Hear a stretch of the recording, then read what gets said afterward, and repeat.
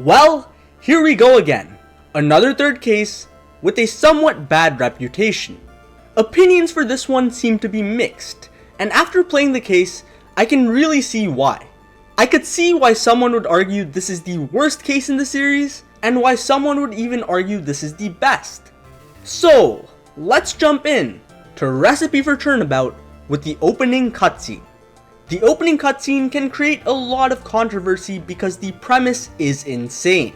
Even for Ace Attorney, this is crazy. Usually a lot of the insanity in the series comes from bad police work or just bad courtroom rules. But here, we have a premise where Furio Tigre, this orange guy with a scar on his face, comes into court with a blue suit and a paper badge and is able to fool an entire courtroom into thinking that he is Phoenix Wright. The game knows that the premise is dumb, but it doesn't care in the slightest. The opening cutscene is misleading, but I'm fine with it because we quickly understand that the cutscene isn't entirely accurate. It also creates a nice hook when you see Phoenix lose to Winston Payne. That is just peak comedy, and it's crazy realizing that Winston Payne has made an appearance for all 3 cases of the game so far. Trials and Tribulations really knows how to use his character, and they've excelled with all his appearances. Now, what do I think about the premise itself? Well, I think it's shaky. I can believe Winston Payne would just let the situation go and not think too hard about it because he's just happy to get a win. I could believe that the situation got past the audience in the courtroom. I mean, there probably would have been an uproar, and at least some of the people in the gallery would have questioned what was going on. Some people would be stunned in silence just because of how insane Furio Tigre is, or just because of intimidation, but at the end of the day, it's on the main players of the courtroom to figure out what's going on and put a stop to the case. So we got the judge, and bro, this guy can't recognize Phoenix.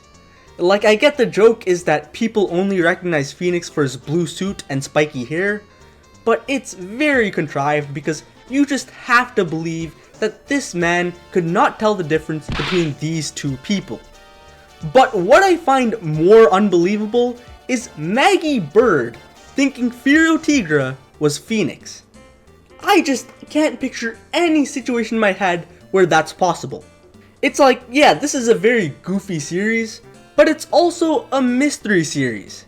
There does have to be some foundation of logic to work with. And another thing I don't understand is how Phoenix hears about this after a month. How does that even work? The game even says that he's kinda famous now, so how did this news not make it to Phoenix?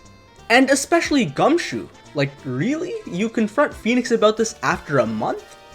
Did he just not know about it either? The time gap is quite strange, and I don't know why they decided on a month. But in all honesty, the premise doesn't affect the case too much. The 1 month time period doesn't actually play into anything. You can easily pretend Gumshoe confronted Phoenix a day later and nothing else about the case really changes. Furio impersonating Phoenix doesn't really matter either.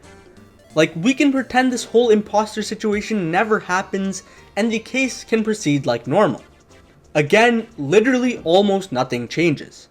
Regardless, one of the main appeals of the case is its goofy nature, and this requires goofy new characters. Now, I used to like these characters a lot more than I do now. I think these characters were a reason why this was one of my 2 favorite cases in the game, and that isn't to say there aren't characters I still like. For example, I still like John Armstrong as much as I used to. Of course, he's controversial, but when looking at the other aspects of his character, there is a lot going on with him. He has his funny moments, but he also has a dark side to him like many other characters in this case. This is because of money. Money is the link between everyone, and I do like how Recipe tackles the situation of financial problems. John Armstrong took a huge loan he couldn't pay off, and now he's in a lot of debt. He owes this money to Furio Tigre, the boss of Tender Lender. However, even Furio Tigre owes a huge debt and he can't escape from it because he has to pay it to Bruto Cadaverini, a mob boss that can't even be touched by the police. Then we have the victim, Glenn Elk, who is yet another person who owes money to Tender Lender. I really like how the case gives some depth to its victim. Even back when I was 11 and playing this game on my DS, I remember being impressed with how much characterization they give Glenn Elk. This guy is a really good programmer and that allowed him to make so much money, but he has his faults. We learn that he gets into fights, and one of these fights led to his ear problem, but we also learn that he is really addicted to gambling and was in debt because of his poor betting habits.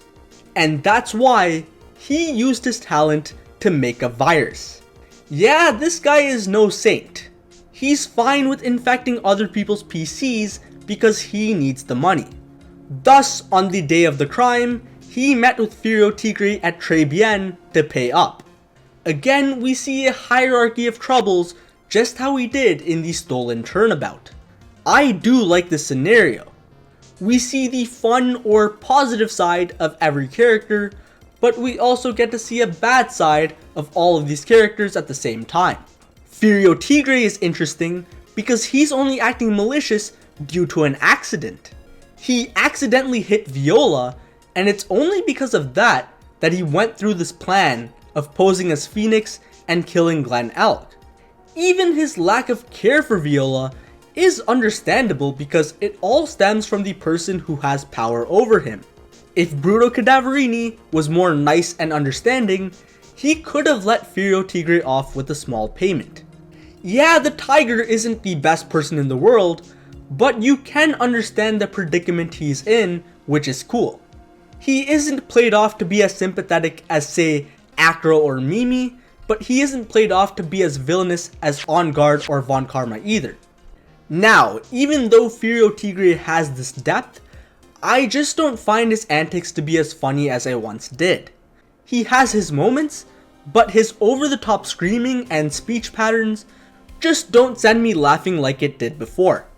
Victor Kudo is another character that I don't like as much anymore. He plays his role fine. He's another character who's portrayed to be less powerful because he doesn't have much money, so he fits with the themes of the story, but I feel like he's a less funny old bag. The last person I can think of that links to money is Gumshoe. We all know him for being a broke detective, and he's also portrayed as a less powerful person. Gumshoe is actually key in this case. I do often think about what character is key to a specific episode, and I have to say, Recipe for Turnabout is the Gumshoe case.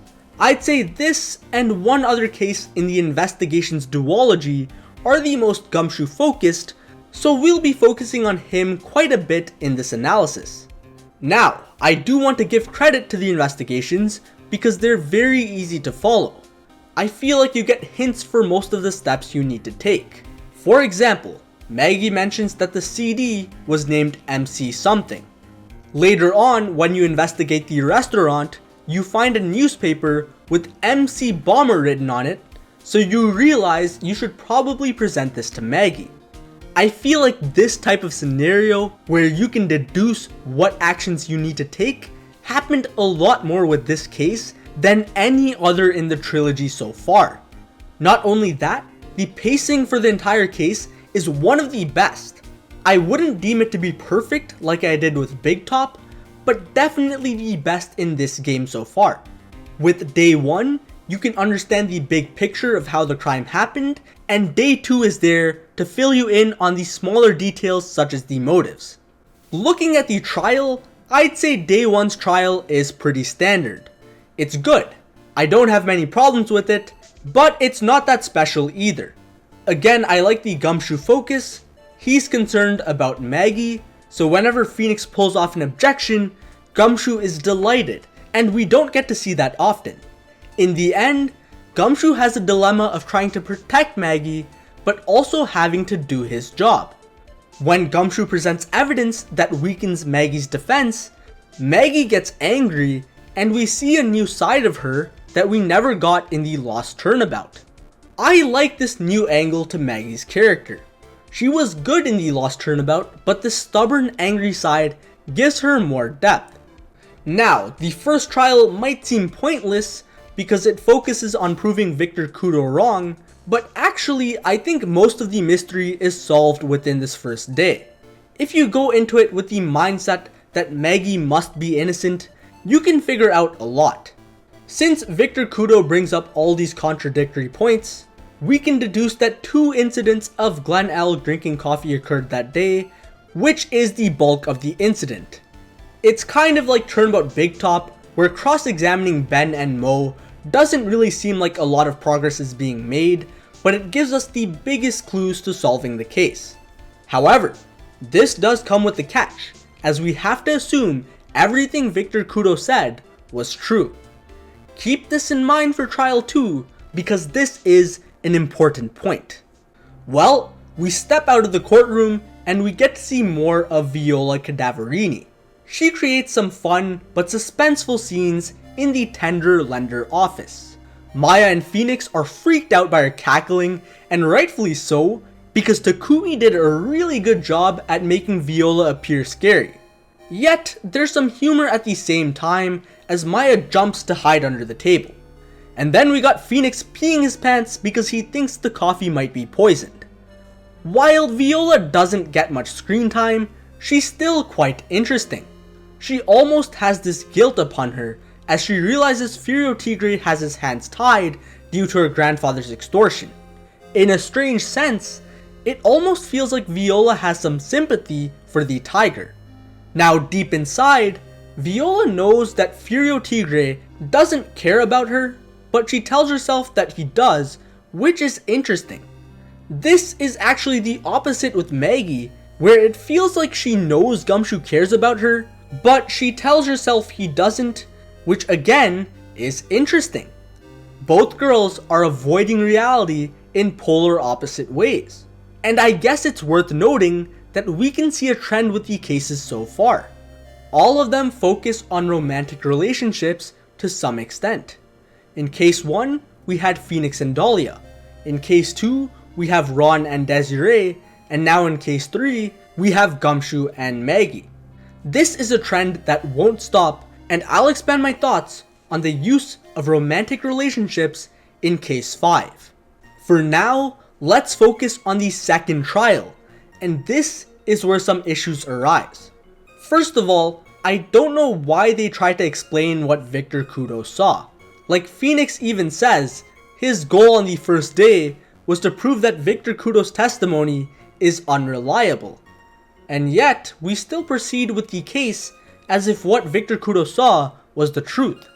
It kind of defeats the purpose of what day 1 was about. It's essentially saying, hey guys, we can't really trust this guy's testimony, and then they proceed to base almost the entire case off his testimony. Again, I go back to what I said before. Most of the mystery can be solved if you assume 1. Maggie is innocent, and 2. Victor Kudo is telling the truth. The problem is, we proved Victor Kudo's memory to be unreliable, but the court takes his words to be fact and bases the entire second court day around that. So that already weakens the trial by quite a bit, but okay, now we have a big question. How was the second Glen L created? Viola taking the place of Maggie makes a lot of sense. Even in the photo you get to see during the first trial, the girl looks like Viola more than she looks like Maggie, but it makes sense how Victor Kudo could make a mistake. But here is my problem. Furio Tigre is the person that dresses up as Glen L. How did the old man get fooled by this? You might be thinking, well, an entire courtroom got fooled by Furio Tigre. But here's the thing with that. The game addresses that a lot of people knew something was off, but they were too afraid or too shocked to say anything. Now you might also say, well, it's Victor Kudo. He's an old man who clearly isn't reliable. But this is the thing. Even though it may have seemed like he was unreliable on the first day, all the small things he said were true. He remembered tiny details perfectly, and there's nothing to suggest he's just dumb and can't notice that Furio Tigre and Glen Elg look nothing alike. With the waitress, it made sense why he focused on the outfit. He was established to be a pervert. Here, Victor Kudo remembers the placement of the scouter, the hand the tea was in, and the hand that was used to scroll through the newspaper, but he can't tell that this is not the victim? Like what? It's also worse when you do something like this in a mystery because it's something you're trying to solve. Sure, it's bizarre that Furio Tigre does this in the courtroom as well, but at least that's just a story element that doesn't involve any thinking on the player side. Here we have a mystery that you're trying to figure out, and this orange tiger guy dressed up as this programmer, and the old man said, "Yeah, that makes a lot of sense." I always try to imagine this from the perspective of a newcomer, and I think a lot of the new players will be confused when trying to solve the mystery because this solution is asinine. And that's not where the problems with the case end. If you think about the entire case, you start to wonder, why set up the fake victim scenario? Like, let's consider how everything would go if the fake killing scenario didn't exist. Tigre poisons the cup, Glen Elg dies, and although it's really lucky, Maggie faints. Furio plants the poison bottle in Maggie's pocket and has Armstrong as a witness who can testify against Maggie. In this scenario, the tiger has won. Not only do you have one witness on your side, you have the physical evidence planted on the victim. That's all you need to win the case, because in this scenario, Maggie has the incriminating evidence on her person and one person testifying against her versus her own testimony. Then you look at what all of Furio's extra plans do, and all it does is reduce his chances of success. I didn't even consider this before, but when he was pretending to be Maggie's lawyer, he literally runs the risk of Maggie noticing he was the one who slipped the poison.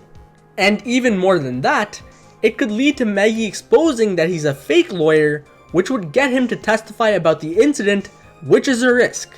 Then you got the whole fake scenario with Furio dressing up as Glen Elg, and with this, you leave more clues. Again, Victor Kudo could catch on to the fact that the person he saw wasn't Glen Elg, which seems very plausible considering how Tigre looks. So it's funny because this is very similar to how I feel about the first case of the Great Ace Attorney Adventures.